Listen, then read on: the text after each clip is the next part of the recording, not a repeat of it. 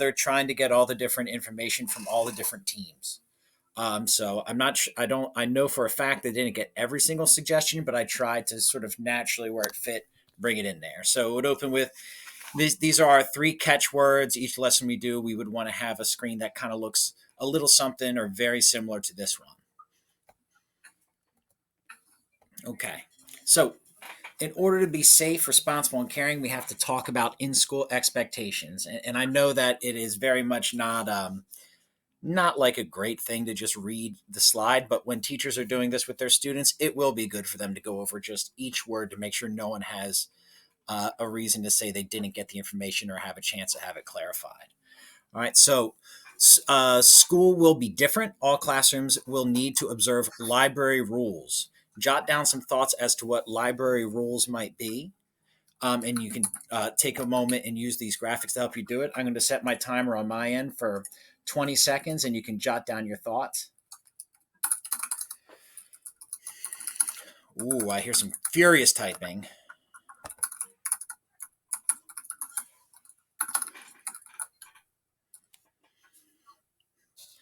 And Mr. Ross, staying seated, quiet and focused, entering quietly, entering an orderly line, being quiet, respectful.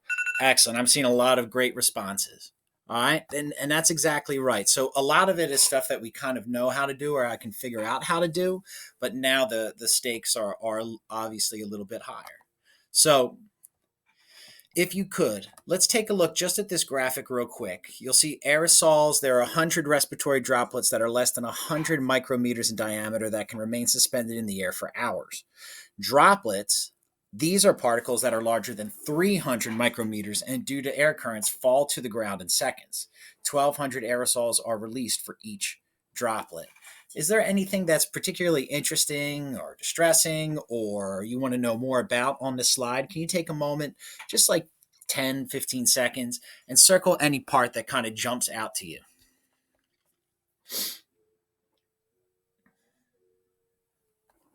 Take another 10 seconds if you could.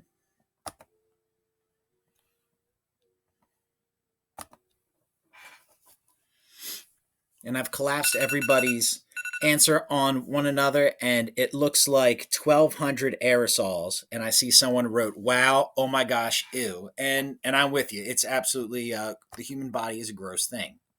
So, facts. When we emit 10 times the number of particles talking than we do when silent. Okay, and you can see silent up there, very little particles get into the air. In the middle of that GIF, you see someone talking and some particles get into the air. And then shouting or singing, when we shout or sing, we emit 50 times the number of particles shouting than we do when silent. So school's going to be different. We need to observe library rules. So in the worst case scenario, shouting or singing in a closed space for an hour, a person with COVID-19 releases 1,500 infectious doses in 1 hour. So just imagine what that is like in a cafeteria, in a classroom, in a hallway. If you could take about 30 seconds and check out those true and false questions, and I'll go over them with everyone. So give my computer a moment. So is it true that when we talk, we emit 10 times the amount of particles? Is it true that when we shout or sing, we emit 50 times the amount of particles? Can one person talking for an hour emit 1,500 infectious doses? Or D, all the above are true, which is why we must observe library rules. And on my end, it is looking like just about everybody who answered got it right. Absolutely doing great. So we can keep each other safe. However, it'll require that we all know precisely how to learn safely in the classroom.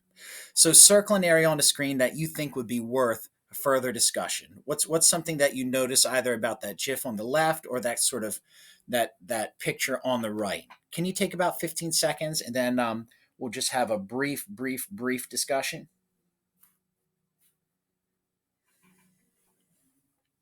Take another 10 seconds or so.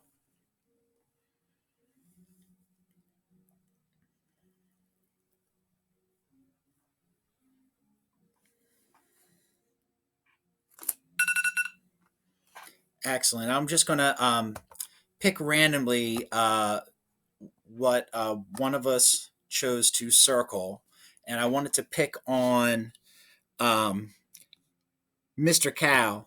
I see that you circled the direction in the upper left-hand corner. What compelled you to circle that, bud?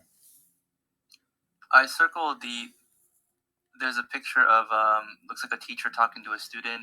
It looks like there's not a lot of space between them. I would think that they would need to be more distance between the two to That minimize the spread of the virus. that's exactly right. Very well observed. Ventilation or not, 6 feet or up need to be observed. Excellent. All right. So here's what the expectation is. Be responsible for your safety and others. The expectations are library rules, which means you remain in your seat the entire time. You use 3 to 6 inch voices max. That's not minimum, max. So your computer is about a little more than 6 inches, right? So to make yourself intelligible, understood, you would raise your hand first. You would wait. You wouldn't say, hey, right? Because that's shouting. That's more unnecessary droplets and aerosol in the air. You would raise that hand, and boom, someone would come take care of you, or get you what you need. But you want to, of course, try to minimize those moments. You'll have your mask over your nose. Of course, you'll remain in your chair, and we'll all have our backpacks, and they'll be closed and underneath the desk unless you get permission from the teacher to open it for any reason you can think of on Earth. Otherwise, it should be under there and closed. Oh, okay. And I think you guys had something to do on your end as well.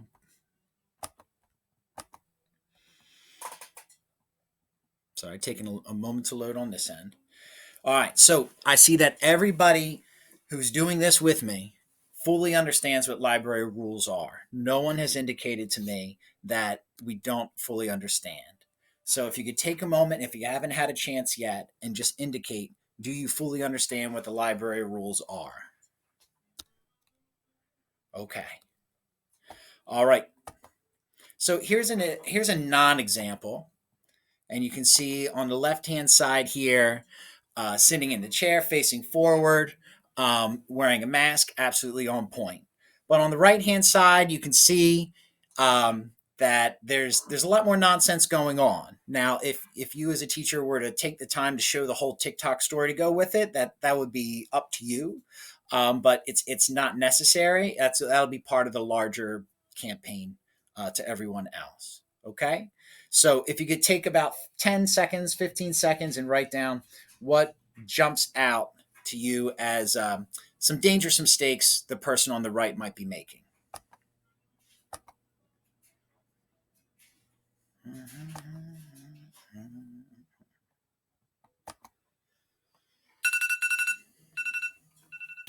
I see a lot of great answers, namely that they're moving around, playing around too much, leaning back on the desk, invading the space of people behind them. That's absolutely on point, everybody.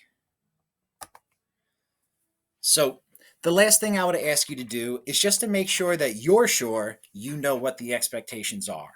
So you'll just go ahead and sign on the line, your initials. So my name is Mr. Surface, so I would write M and S. I understand that classrooms are changed and that we now operate using library rules. You get it? Sign it. I understand that I must remain in my seat. You get it? You got to sign that too. I understand that I must use a 3 to 6 inch voice. You get it? You got it. And number 4, I understand that I must raise my hand for all requests and pertinent information. I'm going to give you guys a chance to go back over this or ask me any questions about this. I would, if I were teaching this for a little bit, then it would, I might give my students maybe 2 or 3 minutes and make sure that everybody had a chance for this page. But otherwise, this would be the end of the lesson. A lot of the imagery and stats were sourced from a newspaper out of Mexico City, El País.